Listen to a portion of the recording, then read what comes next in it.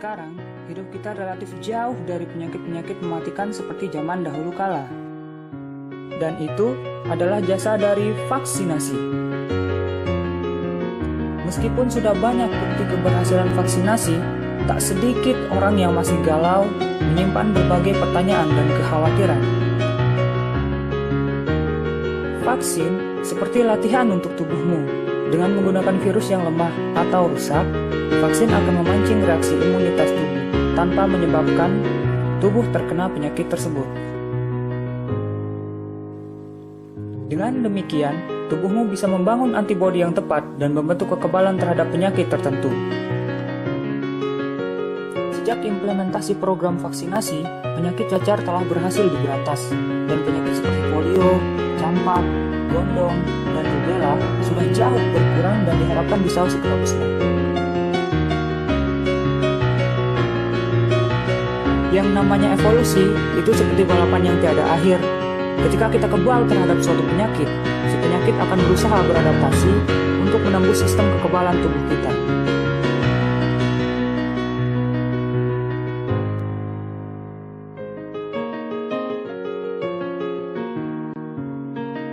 Masyarakat cenderung akan merasa takut terhadap hal-hal yang tidak mereka pahami. Hal ini menjadi senjata utama bagi para pendukung anti-vaksin. Dengan membuat daftar komposisi bahan vaksin dan menyebarkannya, masyarakat akan bingung, terjangkit rasa was-was, dan takut. Contohnya seperti senyawa timerosal yang terkandung dalam vaksin, seringkali diklaim sebagai salah satu penyebab dari autisme. Timerosal merupakan zat anti jamur yang digunakan sebagai pengawet vaksin dalam ampul multidosis. Di dalamnya memang terkandung atom merkuri.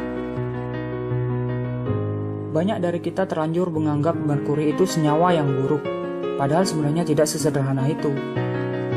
Kita lupa bahwa dalam masakan yang kita makan setiap hari, ada satu zat yang terbuat dari dua unsur yang paling labil dan mematikan di dunia.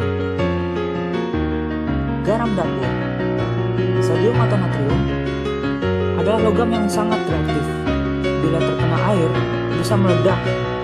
Klorin juga bersifat korosif, tapi kedua unsur tersebut membentuk garam yang aman dikonsumsi setiap hari. Misinformasi lainnya adalah mengenai penggunaan asam klorida atau HCl dalam vaksin. Akan tetapi, kita harus ingat bahwa larutan asam bisa ditambahkan ke larutan basa untuk memperoleh pH netral, dan itulah yang terjadi dalam pembuatan vaksin.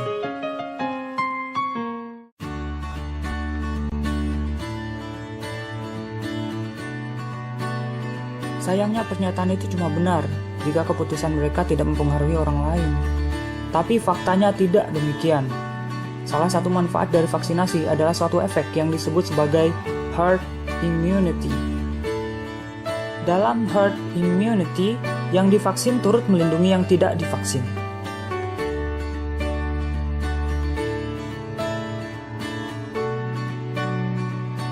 Semakin banyak orang yang menolak vaksinasi, kemungkinan untuk terjadi wabah suatu penyakit tertentu akan semakin besar. Beberapa penyakit yang nyaris berhasil diberantas, kini mulai kembali lagi. Sebelum gerakan anti-vaksin menjadi tren, penyakit ini bagaikan dongeng karena kasus kejadian yang sangat sedikit. Menurut laporan, pada tahun 2014, Amerika Serikat mengalami kejadian luar biasa campak dan batuk kerjaan terburuk dalam beberapa dekade terakhir.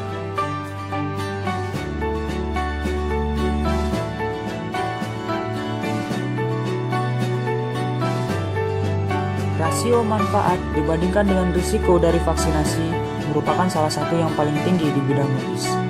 Dan sebagaimana kebanyakan prosedur medis, ada risiko yang disebut sebagai KIPI atau kejadian ikutan pasca imunisasi. Sebagian besar gejalanya relatif ringan.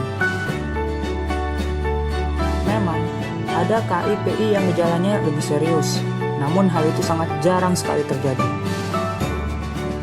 Sebagaimana penyakit, rasa takut dan misinformasi sangat mudah menyebar dan menjangkiti mereka yang belum punya kekebalan.